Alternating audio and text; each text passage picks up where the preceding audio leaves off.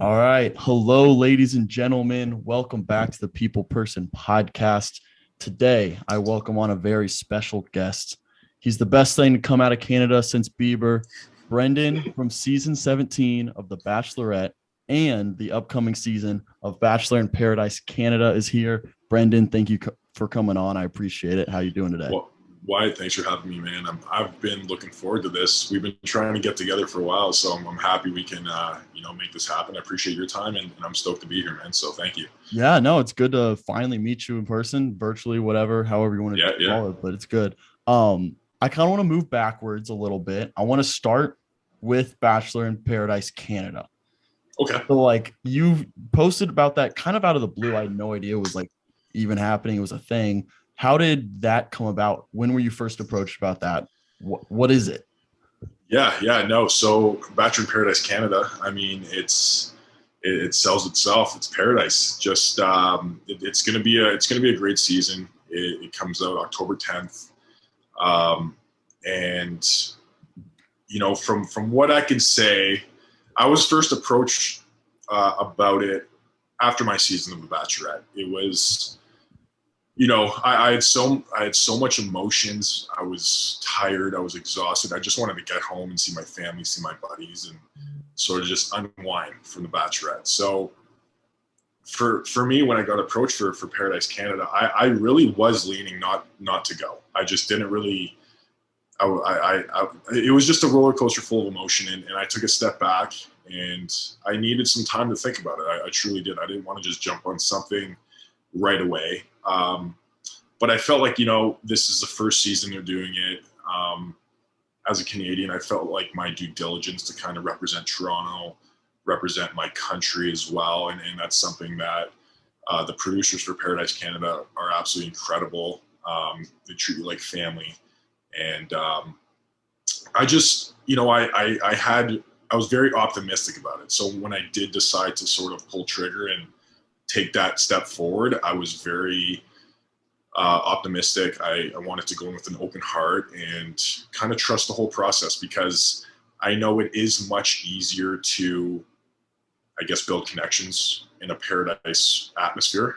Obviously more women, more men, which causes more drama as well, and more stress. So I'm excited for everyone to see it. I know, my following is a lot of Americans, and they're interested as well. But there's, not half Americans, but there's a bunch of Americans there. There's Canadians, and then there's also new people who have never been on reality TV before coming in too, kind of like fans of Bachelor Nation who were interested in who applied. So all I can say, it's going to be great. And you know what? It was a beautiful place where we filmed. We have a beautiful beach. We got hot tubs. We have a great bar, and I'm excited for you guys to see it. So those people who were going on the show who haven't done like reality television at all, when you like met them, were you like, all right, this shit's crazy. Like, got to prepare you. Like, this is gonna get weird. Like, because you've been through it. You're not a Yeah. veteran of sorts, but like you've been through it, so you can give advice to those Right. people. Right. No, for sure. I think the weird thing was when people were starting to come on the beach who weren't part of Bachelor Nation before. Um, they kind of stopped, and I'd introduced myself, and they're like, "Oh, like I just saw you on television." Like, because my Yeah. season was airing during while I was filming, Yeah. right? Wow. So I missed. I believe I missed a couple episodes of The Bachelorette. So these people came in, and they're like, "Oh, like I just saw you. Like I just was just watching you last night in quarantine and all this." So it was kind of weird for me, because that was my first time like kind of getting noticed, I would say. Yeah. Um, but everyone was great, man. Honestly, I was tired. I was really exhausted from filming. I didn't have too much time to prepare for Paradise, but I did my best to go in with an open mind and just wanted to be myself. That's the biggest thing. I think any case scenario, just be yourself. So certain. I mean, I just, I'm excited for it to finally, come out on October 10th, and I'm pretty sure that I think you Americans could see it on HBO Max. Oh. But I'm going to keep up with everyone on social media and let them know where to watch it. But all I can say is, you obviously know the bromances, throughout these TV shows, the romance, the drama, the smack talk 24/7 with certain people, and a lot of drinking at the bar on the beach. So it's going to be great. Yeah. So is there any like clear difference between Bachelor in Paradise Canada versus just the normal Bachelor in Paradise we've been watching, or is it like just the same setup, just Canada? Yeah, so you know what, man? It's I believe it's the same setup. It really is. We have a great bartender, Kevin Wendt. He's really well known in Bachelor Nation. He's basically the king of Canada, I would say. And he was, a great bartender. We had a great host, Jesse Jones. And like I said, production was great. It was a beautiful, I would say it's like glam, but rustic as well. So, because Paradise in Canada is like being up north and being on the lake. And we do have like great small, man-made beaches around Ontario here as well. But, you throw in some beautiful people, you throw in an open bar, and things are going to be bound for, it'll be some sticky situations. But I would compare it to the US show 100%, just a different atmosphere. Okay, gotcha. Now, when I first heard of it, when I first saw it, I started to give my buddy of mine on the tennis team here. He's from Toronto, actually. Okay. So I started giving him crap about it because, like, I'm all in Bachelor world. It's like, all right, Bachelor Canada, like, you guys don't screw it up. Don't find a way to screw it up. So I want to run through. I'm trying to be a better person. No stereotypes. Throw those out the window. I want to break down my stereotypes of what when I first thought of Bachelor in Paradise Canada could be. I want you to just tell me right or wrong. You've already kind of dispelled one of them. I said it's too cold up there. Like there's like you can't have paradise on a beach. It's too cold. You said you got lakes though, so it's just on a lake. So wrong. It's hot, man. It is Really? hot. It would be like as if you're like we're sweating. I mean, we're in swim trunks. We're like I got super tan. Even when I go out, and even when I had to kind of before we had the announcement, people would see me in public and say, "You definitely went on Paradise." I was like, "No," I don't know. Like, I was like, "No, guys, just I'm trying to keep that secret and all that." And they're like, "Well, you're too tan to not have been on Paradise."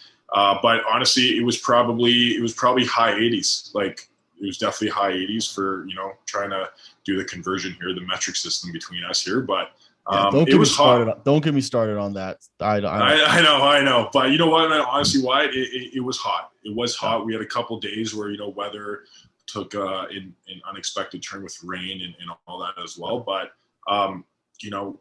Toronto and the whole Ontario, it gets hot here, man. It's a great time in the summer. So, All right, number 2 stereotype. I was afraid it's going to be a bunch of ex-hockey players because you know how in The Bachelor, like in America, it's just a bunch of ex-football players. I'm worried it's just a bunch of ex-hocky players like yourself. There was only one other hockey player, believe it or not, because we did have some Americans on the show. Actually, a couple hockey players, a couple guys, and you know what? They're all hockey guys. You'll be able to tell right off the bat, like who the guys are. So when they come in, you're like, or even in their first introduction, you'll be like hockey guy. And you know what? You guys can make that into a drinking game too, if you guys want. So I feel like hockey guys are the people, they always stand out. Even like in America, like my buddies who played hockey growing up, like you can tell they played hockey. It's just a 100%. It's a weird little, like, it's nothing bad. It's just like a personality. It's just like, all right, you're a hocky guy. I can see it. Well, yeah, it's an energy thing. You can tell why it's the outgoingness. It's the lingo, how we talk as well. And I think just the characteristics of a hockey guy. I mean, I get it all the time. So it's a stereotype, but it's true. Yeah. And we grew up in that setting. So. And then last but not least, you guys are too nice. I think that's a fact from the Canadians I've interacted with. You guys are too nice. I'm afraid the drama might be dulled down a little bit because they're just like, "Oh, sorry, like my bad." Like you're not gonna butt heads as much because you guys are too nice.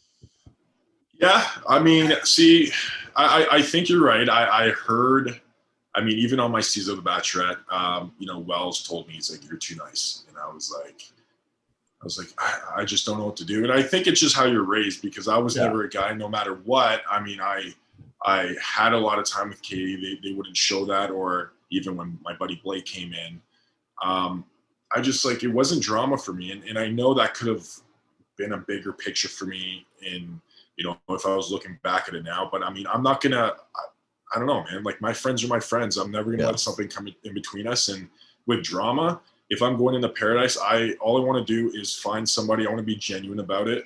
I want to find somebody. I want to kick it with them. You only have a certain amount of time before you have your end goal, whether it's engagement or leaving with someone. So why get caught up in that drama stuff when you just really want to be there for the right reasons, find someone, and, you know, learn everything about them in that short amount of time.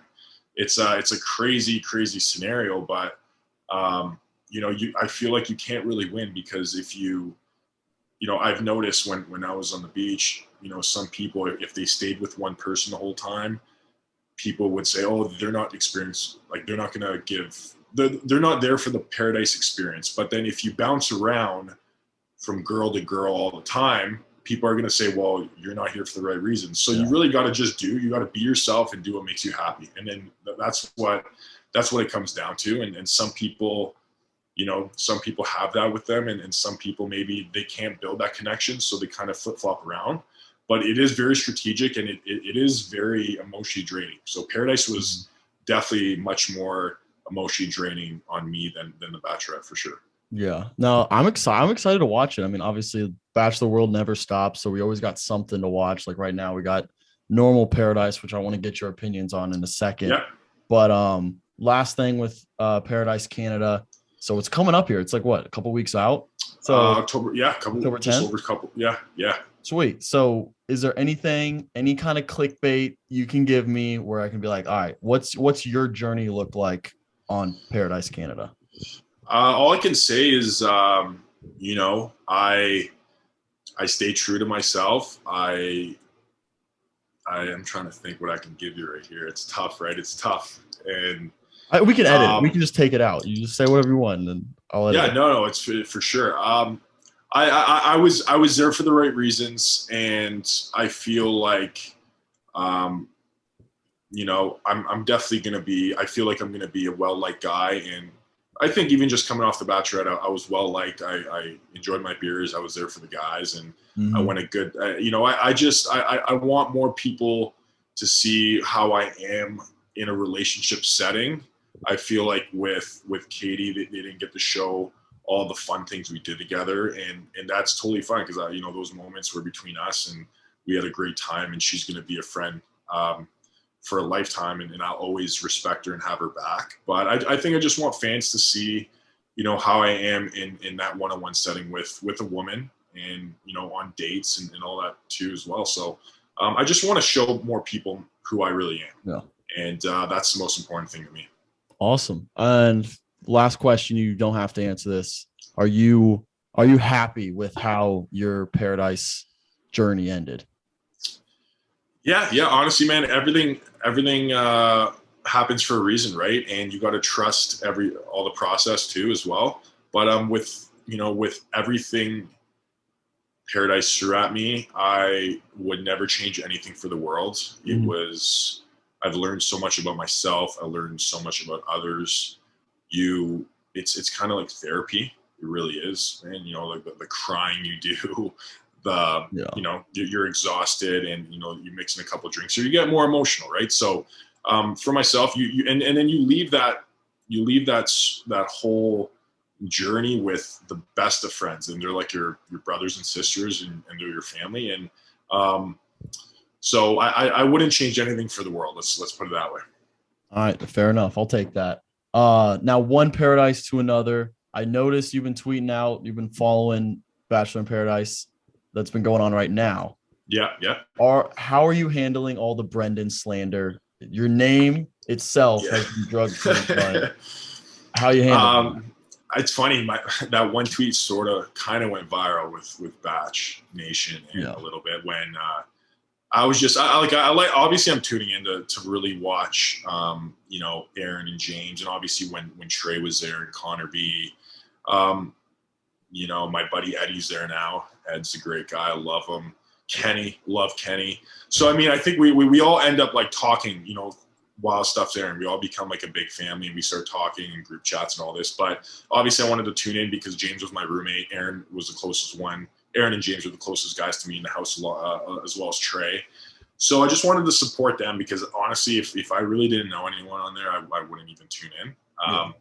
But I feel like I got some funny tweets. I kind of have quick one-liners and so yeah, when that stuff happened with Brennan, I just like, you know what? Thank God I'm not that Brennan, or thank God I'm this Brennan, but not this, but not that Brennan right now. And everyone was laughing about it too. So I think Paradise, it's a very stressful situation. They have they have a ton of more, I think they had a ton of more people than we did to start off. There's so many people. It feels so like they're still at like 20 people right now. It's like, I don't know how we're going to finish this season, but yeah. I know. And there's still a couple weeks left. Right. So I think the reason why Paradise is so hard and everyone, you know, I had to figure this out for myself throughout my journey, but in a normal life setting, if you are like happy with someone in a Paradise setting, and you know, someone grabs the person you're very interested in, you get tested right in front of you. Like it gets thrown at you. You're getting tested that week,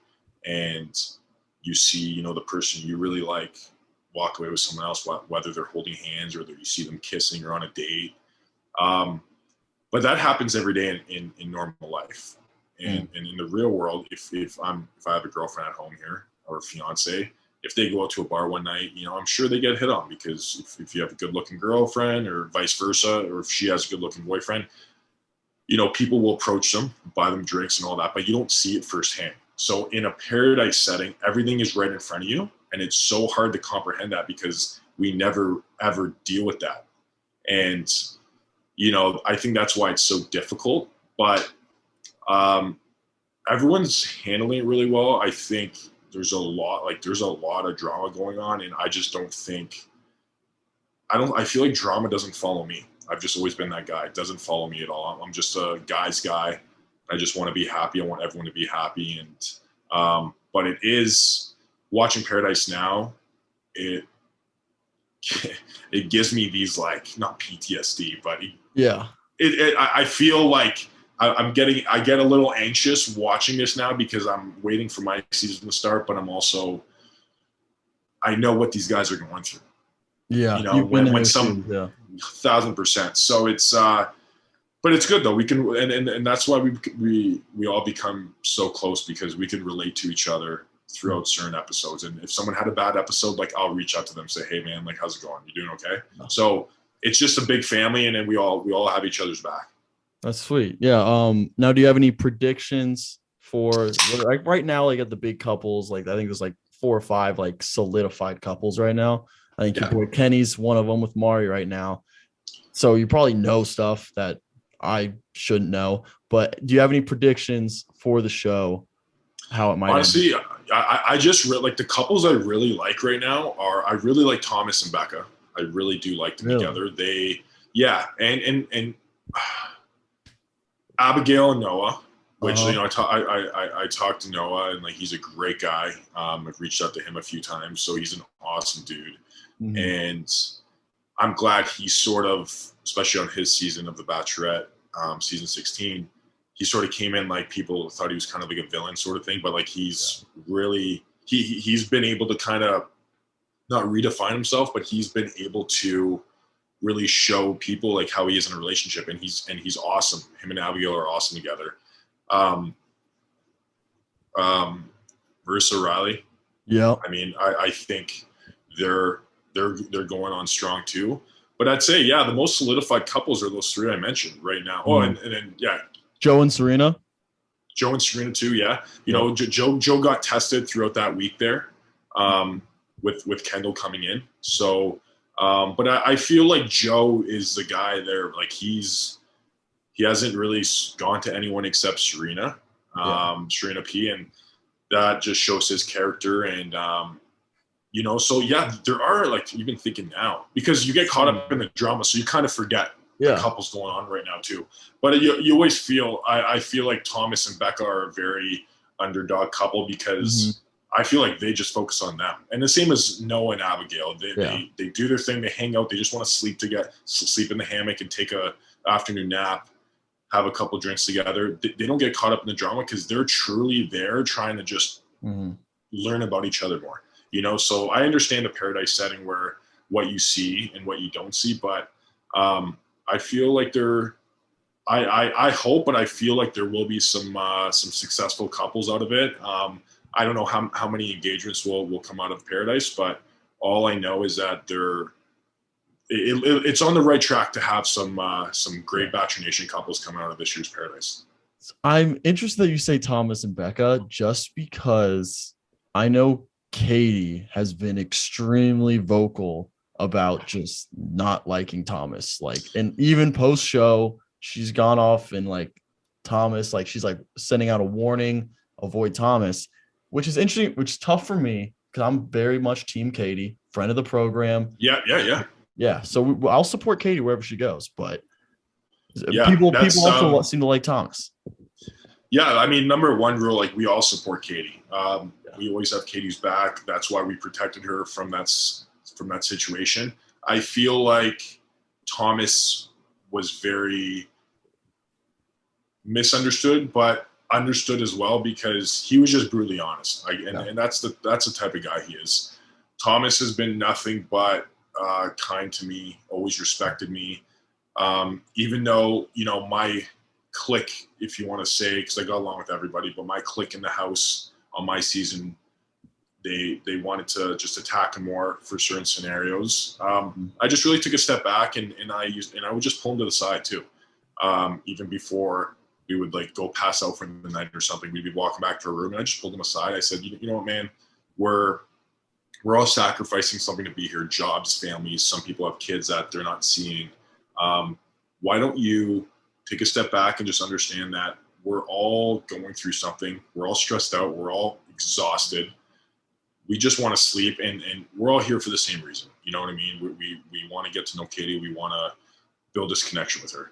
And when I finally just had a conversation, he's like, Brandon, like, thank you, man. Like, I didn't realize that, but I get my actions in this setting were wrong. And it's simply, that's how I kind of get over some conflicts with people. It's not like I was in the conflict, but it's mostly just like, hey man, by the way, like I see my buddies, they're kind of pissed off with you, but this is how you should be, or just take into consideration these little things. So Thomas is, he has a big heart, man. He has a great backstory about his life that, probably a lot of people don't know because a lot of the stuff gets cut out of these seasons. But I had a chance to sit down with Thomas when, probably second or third day. And I just said, just tell me your life story. And he told me everything, and that's for him to tell. But he has a great life story. He's a great guy. And he's staying true. I mean, he's there with Becca. It seems like they're very happy. And, I feel like they're a good fit for each other. I really do. But, let's just say Thomas is a little bit misunderstood, I would say, but that's maybe just me being the Canadian in me. I think everyone's a good person. I think everyone's a good person, but people just have to be understood. So, yeah, I agree with you for the most part there. I remember as all that was happening with Thomas, my take on it was like, I don't think he's like doing anything wrong per se. I just think he's dumb for saying some of the stuff he's saying. Like, just not the smart. Like, maybe just like don't say some stuff, dude. Like, he just kept shooting himself in the foot over and over again, and then people just kept piling on. So like, I get that. No, we that was the biggest thing. It's like, even if you're thinking that, just don't say it. Just don't say it, dude. Yeah, and it was a group date with Nick. With Nick Vile. Just we all told a story that was very emotional, crying. Connor B was crying, Hunter was crying. I mean, I was tearing up too listening to some of these guys' stories, and he came out with just kind of airing his dirty laundry, but he chose to do that. But I always give people a chance because remember, but by that time, even in the house, you don't know these guys that well. You might form a great friendship early on, like that's your boy in the house. Or these are my guys. Like I know I'll love these guys forever. They'll be at my wedding one day. Like these are my buddies. But I still like each day that goes on, I want to get to know them, and I definitely wanted to never judge someone without really fully getting to know someone, and that's just who I am as a person. So. No, exactly. Yeah, I think a lot of that, obviously, it's TV. It's going to get overblown, but it is what it is. I mean, you You know what's gonna happen. That's you know what you signed up for, and then I think at the heart of it, like you said, everyone's a good person to start with, and then you can make your judgments after that. But like if you give 100%. people the benefit of the doubt, it's a lot easier to get through life. Yeah, of Um, course.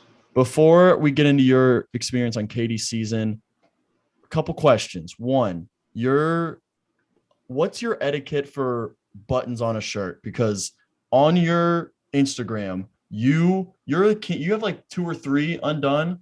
I can never do that. What's the proper etiquette? Is it a couple? Is it two, three? Do you think about it or you just let it fly? It depends what shirt you're wearing. I Okay. think it depends. Each shirt I got a couple dress shirts through different material. So then I'm like, hey, this one fits a bit more snug. This one's more tailored to me. So I'm gonna I'll undo the third one because it'll be more snug. It won't be as noticeable. But then there's some shirts that aren't fully tailored to me, and if I undo three, it'll open up too much. It's just it's like an algebra rhythm. Like it's algorithm or something. Yeah. That's what I'm trying to say. Formula. Yeah, it's a strategy, man. It's like playing chess. You got to really. It's confusing. Trust me. I get these questions all the time. But in paradise, you're okay. That was a joke, right? You don't get that question a lot, right? No, I do. All my buddies kind of like a lot of people chirp me sometimes. They're like, "Oh, like you're a big butting guy." Like big button guy. Yeah. And I'm like, settle down, guys. Like, come on, it's summer. Let me just let it go a little bit. You know what I mean? So it's more of a fit thing rather than like a confidence thing. Yeah, it's just like it's an outfit. Like I always believe in wearing the outfits. Don't let the outfits wear you. That's the outfit wears me 100%. I don't have the confidence to wear it. I gotta wear the outfit. Like a lot of people just look and they go out and they say, oh, well, not everyone would wear this shirt, or this hoodie that's like tie-dyed and crazy. No one would wear this because I don't see too many people with it. But if you just go in and rock it, if you pull it off, you can pull it off, Yeah. See, for me, it's more like that's a sick outfit, but it would look cool on anyone. You're not doing anything for the outfit. That's how it's for me. For you, I mean, listen, we're all different. We're all different a little bit, but I think I just need to hit the gym. I need to hit the gym more. That's it. I need to hit the gym more too. I do. Can anyone in Bachelor Nation that you know of outdrink you? Absolutely not. Good. I would say if I'm really looking, I mean, no, honestly, I guarantee you the only other guy that can drink a lot of beers that I know of, and I think the boys will vouch for me, and I will tell them to listen to this podcast afterwards. Andrew Spencer. Really? Big Andrew S., my boy. He lives in Europe for football, right? Yeah, that's a good point. I was going to say he gives off a little bit like personality-wise lightweight vibes. But no. But he's he's jacked. He's low key jacked. He can crush beers for sure. Just because he goes to all these like Oktoberfest events and these beer events probably in Europe, and he has experience. So I mean, I would say Andrew S. can drink a lot of beers. Could he outdrink me? I would say probably not. I could tell you, you should do a poll after. You should do a poll with. I will just to see, but I like my beers, man. I mean, what can you say? It takes the edge off a bit, and it makes everything a bit better. So no, I'll have to get him on the pod and let him defend himself because I'm sure he's gonna think. I'm sure if I ask him, he's gonna be like, "Yeah, I can outdrink him. I can outdrink Brendan, right?" I don't know, man. I don't know. I think the boys really they respect my skills. We're a big team here together. I don't think anyone would ever go after and say, "Oh, I'll throw him under the bus. I'm better." No, I mean, you just said you're better than everyone, though. Well, because I mean, it was proven. If you actually look back at episodes, I was known for the only guy to really drink beer. It would be like noon. People were drinking their coffee still, and I would be having a beer in the background. It was just more of a habit for me. I mean, it's that's what you do. Hey, the bar's open at noon. Couple mimosas. Yeah. I know. I will say, Trey loves mimosas, loves them, Okay. and even Aaron and James, like they love their beers too. Like they did, but you know, nothing beats. You know, I don't think the guys will come close to me in a sense of a beer drinking contest. Let's put it that way. So if there's a power rankings, like you're number one clearing away, and then it's the rest of the group. But they're all like they can figure that out for themselves. Yeah, I'll let Andrew S figure that out. All right, cool. All right, now we'll get into your experience with Katie's show. I think you talked about a little bit how just like you're not a confrontational guy, and you're not, the drama doesn't follow you, and I think that's a big reason why we didn't see you a lot, honestly, throughout the show. But back up to the beginning, what made you want to sign up for this in the first place?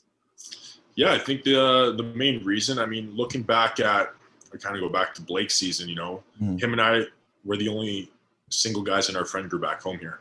And he applied for his season, and I helped him out. I helped him out with his audition tape a little bit, and he kind of kept me in the loop with how his casting process was going. And you know, when this season came up to apply for season 17, I'm like, well, I'm Canadian. I'm going to apply. What are the odds of me getting on? It's a very minimal chance. So I said, if I apply, even give them an audition tape, even if I, you know, kind of just go through with it and see how I do. Like, that's all I really wanted. I didn't expect to be on the show. I didn't expect to stand out as much. Like I said, just being Canadian, it is much tougher to get on. So, you know, when I got that call, you know, I was excited. You automatically have this mindset where you're going to go in optimistic with an open heart, open mind. And you just really, I think going in there night one, you just really want, as much as we want Katie to like us, like we want to like her a lot too. You know what I mean? And I feel like a lot of guys, not just our season, like not even our season in general, but just people can really get thrown off with like, oh, this is the Bachelorette, I'm going to like her already.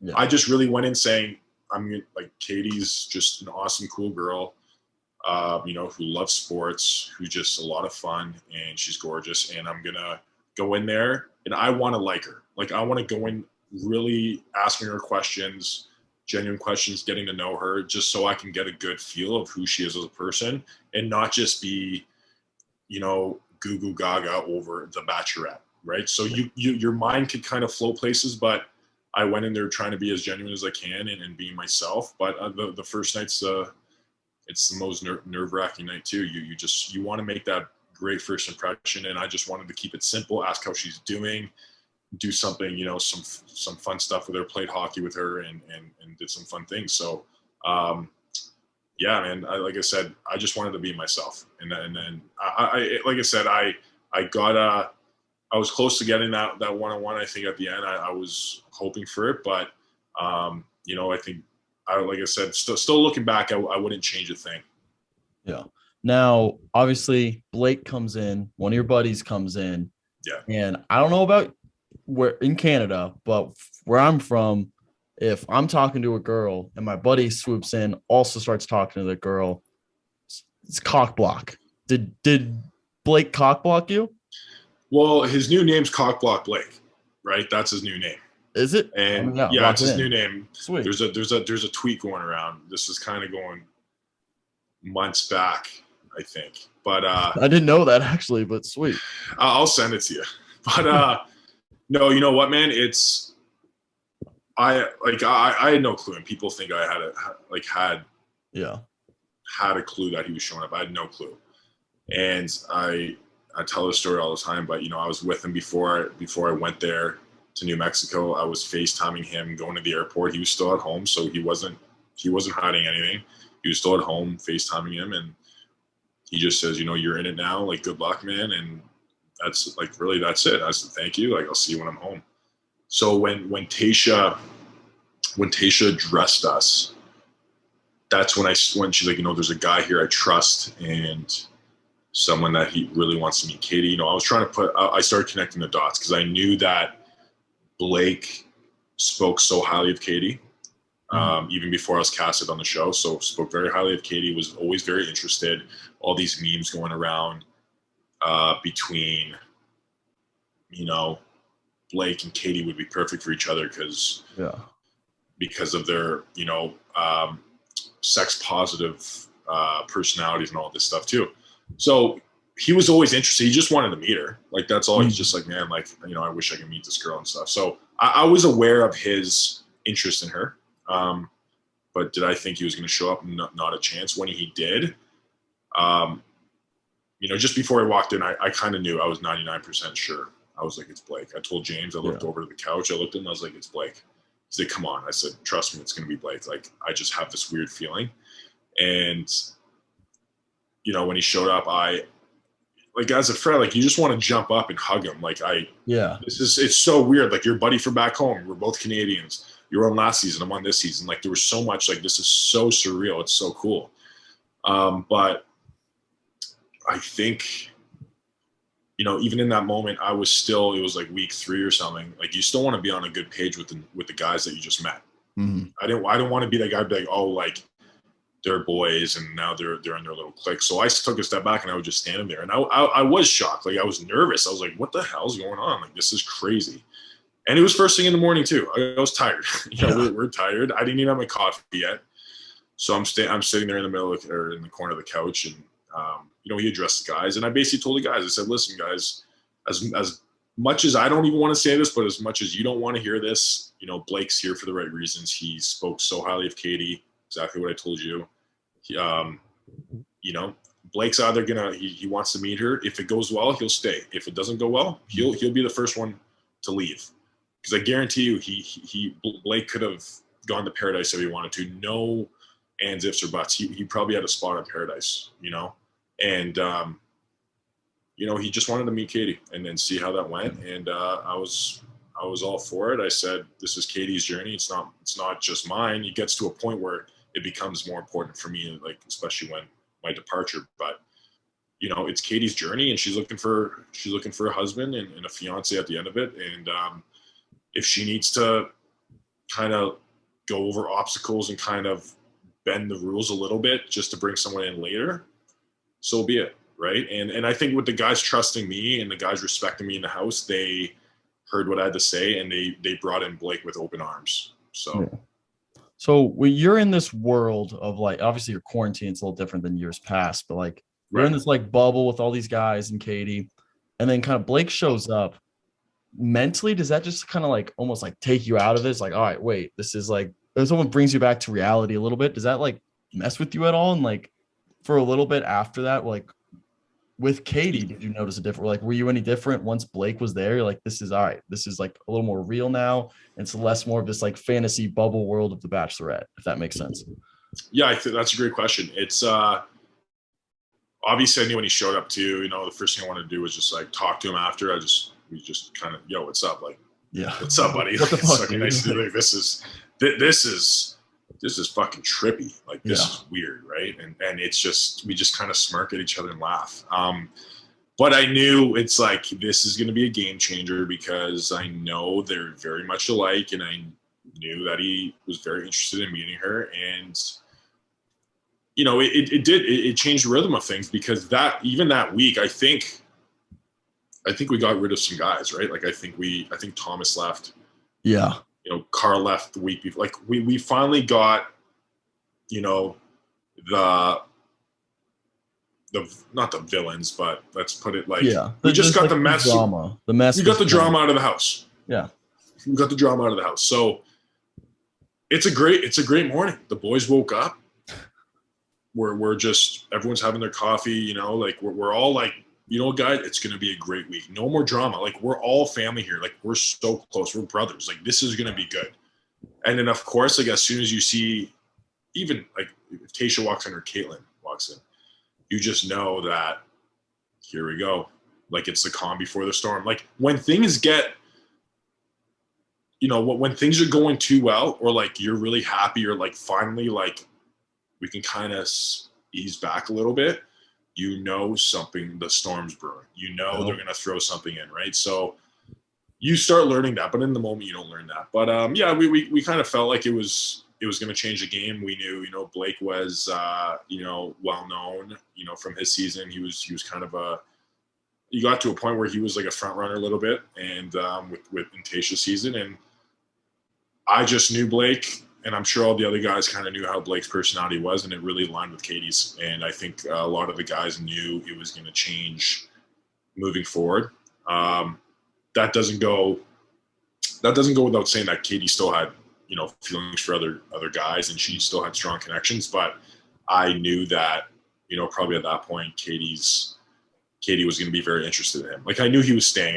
Even though when Blake addressed us and said, "I'm going to leave if it's not a good date, or we just don't see, she doesn't check the boxes, or vice versa. If I don't check the boxes for her, he would leave." I just knew that wasn't going to be even a thing. I knew, because I think Blake's a great guy, and if it wasn't me, I told him, I said, "I want it to be you, man. You're my good buddy. Yeah. I want you to be happy, and I want you to find someone awesome." And I couldn't be happier for both of them. So yeah. And then up to the point where you end up leaving the show, the chapstick shot was kind of hilarious. Did you get any like brand deals after that? Any chapstick companies like, "Hey, like, want to use this clip"? I didn't even realize I did that. I'm dead serious. We were even like, we'll rewind to just, every single day leading up to that. Yeah. I'd be just like lounging on the couch, and I'd be like, James, you got the Aquaphor, because we don't have Aquaphor in Canada, and the Aquaphor is like so good for your lips. And I'm like, Aquaphor, and he'd bring out like a tube out of his pocket. Like, it was almost like this big. It's like a Vaseline tube. So James would throw me it, and I'd be like, I'd put it on my lips, and I'd be like, "Boys, you need some?" And Tracy's like, "Oh, I need some." And like, Justin would always have like this big chapstick going on. Yeah. So we'd be passing around all the time. Thank God I didn't have that big Vaseline bottle in my, like, you know what I mean? Like, that's what I said. I'm so happy it wasn't that. I'm so happy it wasn't that one. So, so when it came to, when it came to that moment, because we're in the desert, right? And it was, and the hotels are dry. Like, you got the AC cranked. Yeah. Your lips are dry. You don't want to have like chapped lips talking to Katie. So, my whole thing, like, I was going to her room to talk to her, and people don't realize, like, by that point throughout your journey, like, the first nights you notice cameras, like, because you're nervous. Like, it's the first night's the most nerve-wracking. But moving forward, you're really just like, you're so dialed in. You're so focused on Katie, and you're so focused on your journey. There's no chance I even noticed that camera right in front of my face. Even though I knew it was 3 feet from me, I didn't notice. So I'm just like, knock on the door, just prep. So like my lips, like, it's just, it was a habit. Instinctual, like, fuck. And yeah. And I want to address this with people, because like, people are like, "Oh, like, he thought he was going to go for a kiss." It's like, no, like, I was going to talk to Katie because my time was done. I'm not going to wait till the next group date or rose ceremony. Like, I'm going to go. Katie, you're awesome. You knew you were going to leave when you went up to her room? Okay. Yeah. There's no doubt. Yeah. There's, I just, like, we had, obviously you guys only see a minuscule of it, but we had a great conversation. And I just wanted to see, like, why I got that last rose. Like, I obviously, people saw more of it, it would have made sense. But I always gave Katie her drink first. I pulled her first many times. And I did a Canadian gift basket for her. I did a lot of cool things for Katie to make her feel special. And I always try to put in that effort. So if people saw that, it would make more sense to people. But it's not like I was puckering up for a kiss. Like, that's the last thing I was going there for. I was going to talk to her, say, "Listen, hometowns are coming up next week. I have to, like, it's just not fair for me, or it's not fair for you as well. And like, I respect the guys so much that they deserve that time with you on that group date, because I really don't want to bring bad energy to the group date tomorrow, because everyone's going to be happy, and I'm going to be pretty bummed out, because I know that I'm most likely going to be going home next rose ceremony." Yeah. So I just wanted to, like, talk to her about life and just say thank you for so much, like, for everything you've taught me. And she's helped me through so much in the conversations we've had. And so Yeah, people think I was going in, I was trying to pucker up for a kiss and moisturize, but man, I was not whatsoever. My lips were dry. And I didn't want to get like the sticky mouth. Like, let's put it that way. Yeah. You know what I mean? So, Man just had dry lips. That's all it is. It's as simple as that. We don't guys, we're in the desert. We're in the desert. Now this is the big question. I think you've probably answered this before, but when did you find out Blake and Katie were engaged?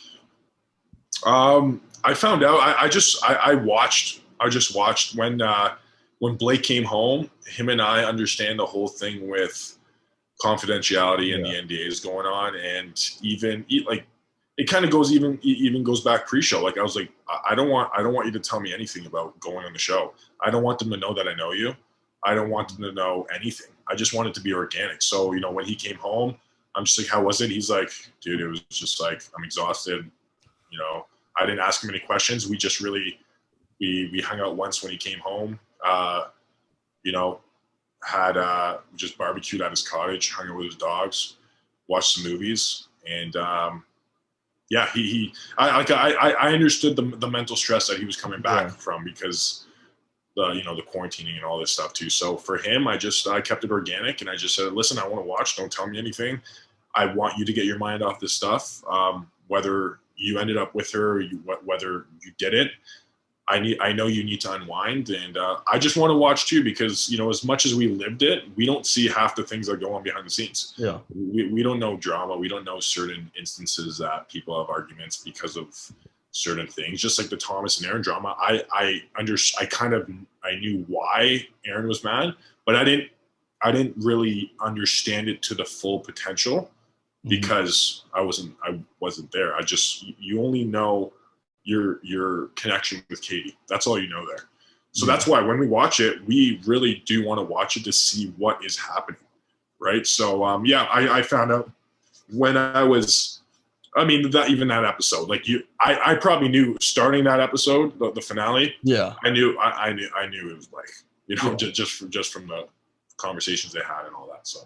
That's crazy to me because like maybe it's just me because like there's no way I could shut up if I like came home and like all my buddies were hanging out and I just came off some TV show about maybe got engaged. Like they would get it out of me somehow. So it's good for you that you like didn't pry because like I know I would, and I'm just that person. I would pry and I would want to know because that's who I am. But did you drop any hints? Was he like just taking trips to like Seattle just randomly, or like did you pick up on anything? No, he was just at home hanging out. He would post on the stories just him at home. Like I know for a fact when you get home after this, like you just want to sleep. Like you really just want to sleep. That's the first thing I did. I had to do a hotel quarantine when I came home from the Bachelorette, and I was totally okay with that. I did it it's like maximum 3. I did it for 2 nights, and then I finally went home. I slept for like 2 weeks straight. I was just like sleeping, waking up, having my coffee, doing some emails, sleeping all day, trying to like get into this cycle of normal sleep again. And even after Paradise Canada, I remember going home, and I dropped my bags and I saw my dad, and I just like gave him a big hug, and I was like crying. I was just like, don't ask me any questions. I'm just so exhausted and I'm emotionally drained. And so that's how like, it's not like you come home and you just like, you're ready to tell everyone everything. Like you're coming home to be like, don't ask me any questions. I'll talk to you when everything, happens. It's like just get me out of this environment for a little bit. I need to breathe. And like, I feel like you don't realize how much it took out of you until you get out of it. And then you're like, whoa, that was a lot. Like I'm drained. I'm telling you, it's very unexplainable. And that's why a lot of people go on to kind of write books, maybe through Bachelor Nation. They start podcasts because of their experience. Like I feel like I can write a book on not just my experience, but I can write a book on just like what I've learned about myself, about life, about other people. And that's a short amount of time, even though it feels like it's like a year when you're there, because you're so like, it goes by fast, but it goes by so slow. But I feel like I can write a book, and I can talk for hours about certain instances and certain things I've learned and certain conversations with certain guys. I was in the hot tub, I remember, with Hunter and 2 other guys. Like we're half naked in a hot tub, 4 grown men like crying about life stories, man. It's a crazy thing, man. It really is. That's moments like that are super cool where you just like take a step back from like because life moves so fast and like especially in that world, obviously. But like I'm just thinking like yesterday I went out with a few of my buddies, play tennis team. We went out for drinks, whatever, dinner, whatever. And we're just sitting there like all talking about like what are we gonna do? Like we're all seniors. What are we gonna do post grad? Like, and then we like stopped and like, what are we doing here, guys? Like, why are we having this conversation? Like, it feels like we were just freshmen, whatever, and just like it's conversations like that. You're like, whoa, like life's kind of cool. Life's crazy. It moves really fast. So you just gotta like take those moments for what it's worth and just enjoy every moment because it goes by so fast, which I'm sure like you went back to back seasons. It went by so fast, I'm sure. Went by fast. I really don't know how people, like even some people told me after, they're like, I don't know how you did back to back. Like, especially like even the US guys, like a lot of people who I've spoken to in regards to just even other people from reality shows that I've spoken to via social media. They're just like, I don't know how you did back to back. Like within how many, like within 2 months, within like 2-3 months, you did 2 shows. Like, so like how exhausted, I was like, I'm done. I feel like I'm still catching up on sleep and rest and trying to get into like a rhythm again, man. Like honestly, it's very unexplainable. And that's the cool thing. And I think that's why everyone in Bachelor Nation is so close, because we can all relate and no one else really understands unless you're put in that scenario. And I wish everyone could go through with it, just not because of, just not just because of you're in front of cameras, but because of what you learn. And I think the biggest lesson I learned is that everyone has a life story and no one has a white picket fence, and everybody, the way people carry themselves is like especially through tough times they've been through. And like I would dwell on certain things, I had this type of upbringing or this, I would dwell on little things in life. But hearing some other guys' stories and they carry themselves so well, I'm like, dude, I respect you so much. And now like I should not dwell on those things that I grew up with, certain things that bugged me, because it seems like, you dealt with so much more and you carry yourself better than I do. It's just wild. It really is, man. So that's why I tell people it's therapy. And that's what I took out of it. I didn't care about anything else except for like, I became the best version of myself after the show. I mean, that's awesome. That's how it should work. Like you come out of the crazy scenario on paper, obviously, but like you come out with a whole new perspective on just like life, people, and like everyone comes out as like, yeah, I may not have ended up with the Bachelorette, got engaged, but I got 20 new best friends and stuff like that. So you get best stuff friends. Out of it. It's family, man. It's crazy. Exactly. Now you're back in this routine outside of the reality world. Obviously, Bachelor in Paradise Canada is coming soon, airing. But what do you do now? So I know you were a firefighter trainee. What exactly is that? And are you still doing that? Yeah. So I went to Texas A&M. I did like semi-military school for fire academy there. And that was a couple years ago. And like the waiting process is crazy. But actually, it's funny. I just got my email for my final. I'm fully certified. Firefighter.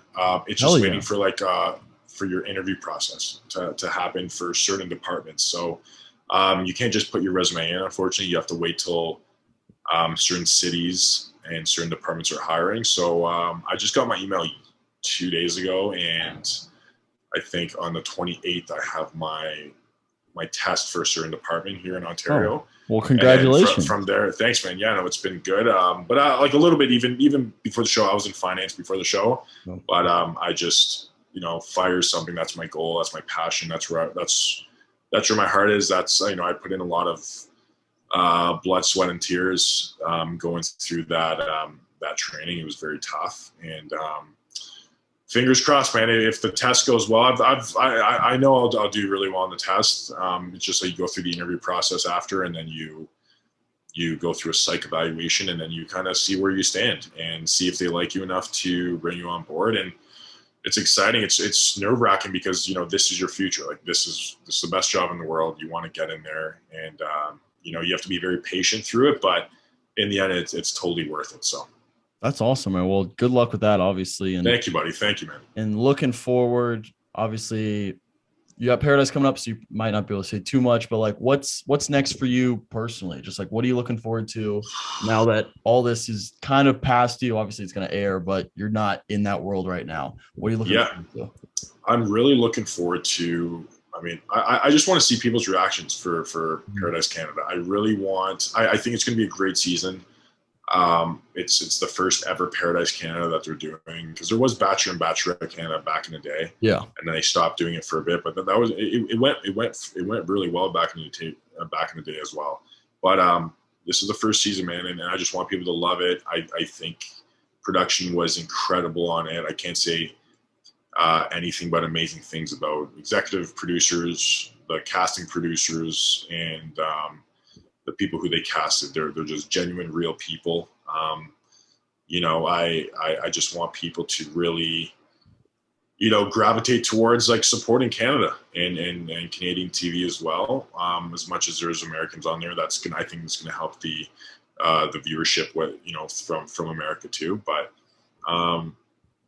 yeah, man, I want this to air. I think that's the biggest thing. And you know what? I'll probably watch every episode alone, because that's what I do. I don't watch it with anyone, man. I don't like watching with people. I'm going to try and, watch with my brother or have a little watch party. I'm going to try for maybe one of the episodes and see how I feel, because it is cringy. Like you're watching yourself and there's people there and you're there. It's a weird scenario. And that's another thing that people don't get too. Like, it's not like we go out and bring a bunch of people over and watch stuff. Like, I don't like watching it. So, because I lived it, but especially, if you do build connections in Paradise, watching it back is an emotional thing too, as well. And it kind of brings back great memories, which is awesome. So I'll keep you up to date with, where to watch it, man. I hope you watch it. I'll be tweeting at you. Don't worry. I'll watch. I'll be tweeting. I hope so, man. So you got to do live tweets. Yeah. Good. And then you won't be alone. You'll just be seeing my name pop up on your phone on Twitter, like every 5 minutes. I'm good with that. I hope your buddy from Toronto there, he's I hope he's buzzing with that, because he's probably a big Bachelor, well, especially Paradise Canada. He's probably hoping he knows some people on there, and he's probably hoping there's some good drama and romance on there as well. But man, I just really want people to gravitate towards it, and I want it to do really well. I really do. Yeah. But I just wanted to finally just get out. Like, like the announcement was great. Like, finally, like I can talk. Like, if I'm in public now, like people come up to me, I can finally just not keep a secret about it. I can just tell them, like, yeah, I was on it finally. Yeah. But that's kind of step one. But step two, let's just get this out every Sunday, and let's have fun with it. Awesome, man. That's exciting. Well, last question I want to ask you. Everyone who comes on here, answer it however you want, whatever comes to your mind. Yeah. But what gets you up in the morning? Besides beer. What gets me up in the morning? Coffee, 100%. Yeah. I got my espresso machine. I do 3 doubles every morning. Wow. Just hang out for sure. But also, I mean, my brother FaceTimes me every morning too. Every morning, even though he knows, like, he's up at like 5 a.m. going to F45 or doing his workouts. He'll FaceTime me just to piss me off. And so he wakes me up in the morning as well. But a good hot black double espresso every single morning, man. And I'll be doing that for the rest of my life. Hell yeah. I love that. Well, Brendan, I can't thank you enough for coming on. Seriously, I appreciate you taking the time. Thank you, my man. And I wish you nothing but the best. Bachelor in Paradise Canada. If you're listening to this, tune in. It's going to be awesome. I'll be live tweeting the whole thing. It's going to be great. But yeah, thanks again for coming on. What? Thanks, man. I appreciate you, buddy. Yeah, dream girl, dreaming. I be dreaming. Missing all the days you got me feeling. I said I love you, baby. You know I mean it. Hey, yeah, dream girl, I be dreaming.